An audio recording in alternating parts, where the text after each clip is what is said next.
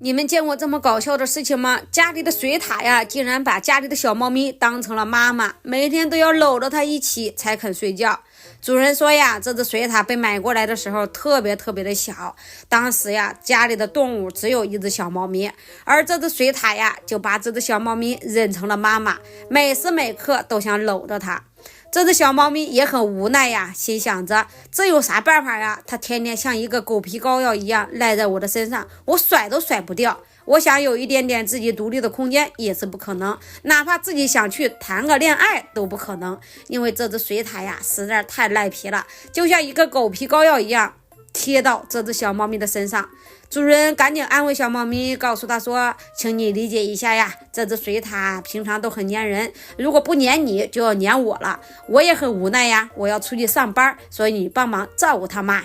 原来这只水獭被带回来的时候还没有满月，当时它的妈妈不幸去世了，所以主人把它给买回来之后啊，也是抱着试试看的态度，看到底能不能把它给养活。没有想到在小猫咪的陪伴下呀，这只水獭茁壮成长，长得特别的好，而且也特别的可爱，特别的乖。但是唯有一点呀，它就是特别的缺乏安全感。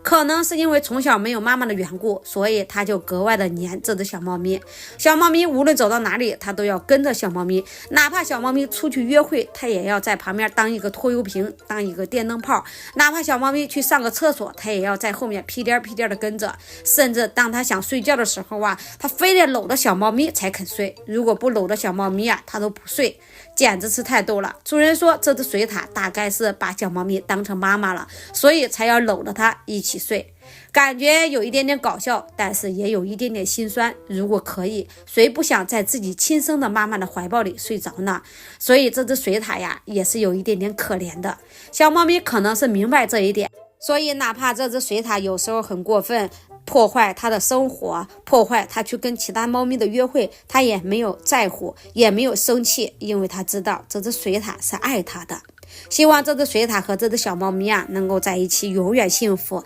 水獭也能够赶紧走出失去妈妈的痛苦，毕竟这只小猫咪不是你的妈妈，也要给人家一点点自由哟。好了，小伙伴们，这么可爱的水獭和小猫咪你们爱了吗？反正我是爱了，希望他们能够永远幸福。那我们今天的视频就到这里了，我们下期再见，拜拜。